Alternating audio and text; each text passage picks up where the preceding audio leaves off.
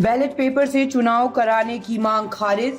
EVM VVPAT पर्ची का मिलान भी नहीं, सुप्रीम कोर्ट बोला सिस्टम में दखल से बेवजह शक पैदा होगा। वीवीपैट पर्चियों का 100% वेरिफिकेशन वाली सभी याचिकाएं खारिज नहीं, लौटेगा बैलेट पेपर। सुप्रीम कोर्ट ने ईवीएम और वीवीपैट मुद्दे पर शुक्रवार यानी 26 अप्रैल को अहम फैसला सुनाया। अदालत ने इलेक्ट्रॉनिक वोटिंग मशीन यानी ईवीएम के वोटों की voter verifiable paper audit trail VVPAT पर्चियों से 100% वेरिफिकेशन की मांग वाली सभी याचिकाएं खारिज कर दी। बैलेट पेपर से चुनाव कराने को लेकर दर्ज याचिका भी खारिज कर दी गई है। ये फैसला जस्टिस संजीव खन्ना की अध्यक्षता वाली बेंच ने सहमति से दिया है। साथ ही अदालत ने 2 निर्देश भी दिए हैं। अब सुप्रीम कोर्ट के फैसले से साफ हो गया है कि मतदान ईवीएम मशीनों से ही होगा। ईवीएम से वीवीपैट की पर्चियों का 100% मिलान नहीं किया जाएगा।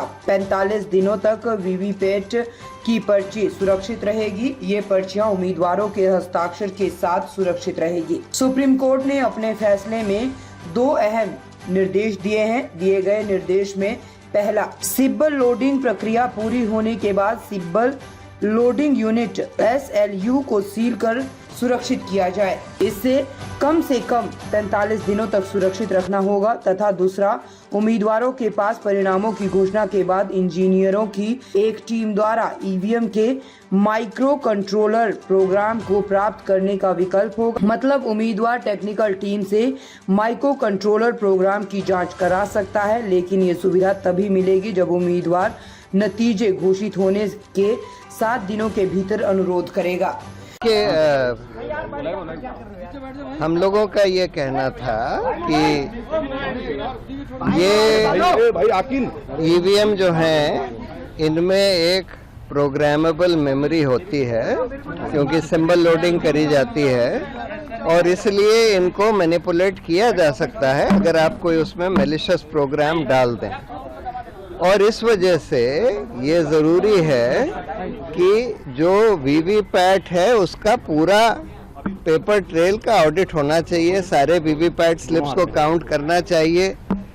और क्योंकि वीवीपैट में भी काला शीशा लगा दिया गया था, तो इस वजह से हम लोग ये कह रहे थे कि या तो उसका ट्रांसपेरेंट शीशा करिए और या नहीं तो उसको जो स्लिप जो प्रिंट होती है वोटर के हाथ में देकर और उसको उसमें बैलेट बॉक्स में डालकर और उसकी काउंटिंग कर लीजिए। सुप्रीम कोर्ट ने ये सारी हमारी मांगें को ठुकरा दिया है और ये बोला है कि अच्छा इलेक्शन कमीशन इसको एग्जामिन करे कि सारे बैलेट पेपर्स पर अगर हम वो डाल दें मार्क, उस पर मार्क डाल दें, जिसको बार कोड जिसको कहते हैं, बार कोड डाल दें, तो उसकी फिर मैकेनिकली मशीन से काउंटिंग हो सकती है कि नहीं, इसको एग्जामिन करें। और दूसरा उन्होंने ये बोला है कि सिंबल लोडिंग यूनिट जो होती है, जिससे symbol loading constituency by constituency करी जाती है, उसको कम से कम 45 दिन तक चुनाव सील करके रखा जाए और चुनाव के बाद कम से कम 45 दिन तक रखा जाए, जिससे कि अगर कोई इलेक्शन पिटिशन फाइल होती है, कोई उसकी कोर्ट मांग करता है तो उसको देखा जा सके। तीसरी बात उन्होंने ये बोली है कि जो इसमें इलेक्शन कमीशन ने बोला कि नहीं, इसमें जो मेमोरी होती है वो तो चिप में बर्न्ट होती है, और तो कोर्ट ने ये बोला है कि जो भी बर्न्ट मेमोरी है उसमें 5 हर असेंबली कंस्टिट्यूएंसी में 5 ईवीएम यूनिट्स की बर्न्ट मेमोरी को एग्जामिन करने का नंबर 2 या नंबर 3 कैंडिडेट दरखास्त दे सकता है और उसको फिर एक टेक्निकल टीम एग्जामिन करेगी, लेकिन उसका खर्चा उस कैंडिडेट को देना होगा जो उसकी मांग करता है। ये कह के उन्होंने ये सारी पिटिशन डिस्पोज ऑफ कर दी। प्रशांत सर, चूंकि अभी चुनाव चल रहे हैं और अभी 7 चरण का चुनाव है, इंग्लिश में हम बोल देते हैं। So today the supreme court delivered its judgement on EVM and VVPAT. Our demand was that because the EVMs have a programmable memory and therefore can be manipulated, so in order to avoid public apprehension about the integrity of the EVMs, one of the three things could be done. Either you go back to paper ballots, or you give the VVPAT slip in the hands of the voter, which can be put in the ballot box and then counted, or in the alternative, the black glass of the VVPAT machine should be made transparent, or at least the light should remain on for all the time, so that people can see what is happening inside the VVPAT, and also 100% counting of the VVPAT slips. The court has not accepted our demands, but has directed the Election Commission to examine that if barcodes can be put on the ballot, on the VVPAT slips, so that the VVPAT slips can be mechanically counted by a counting machine.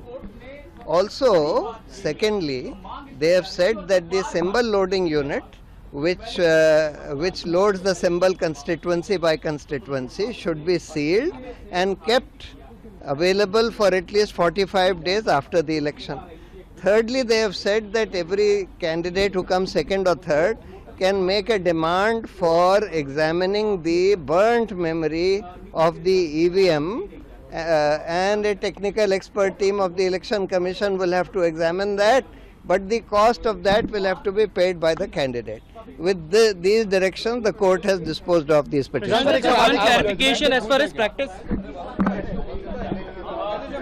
VVPAT मशीनों का सबसे पहले इस्तेमाल 2013 के नागालैंड विधानसभा चुनाव में हुआ था। इसके बाद 2014 के लोकसभा चुनाव और बाद में 2017 के गोवा विधानसभा चुनाव में भी इस मशीन का प्रयोग किया गया था। 2019 के लोकसभा चुनाव में पहली बार वीवीपैट मशीनों का इस्तेमाल पूरे देश में किया गया। उस समय देश में 17.3 लाख से ज्यादा मशीनों का इस्तेमाल हुआ था। वोटिंग प्रक्रिया में पारदर्शिता के लिए वीवीपैट को लाया गया था। ये मशीन ईवीएम से जुड़ी रहती है। जैसे कोई शख्स अपना वोट डालता है, वैसे ही एक पर्ची निकलती है।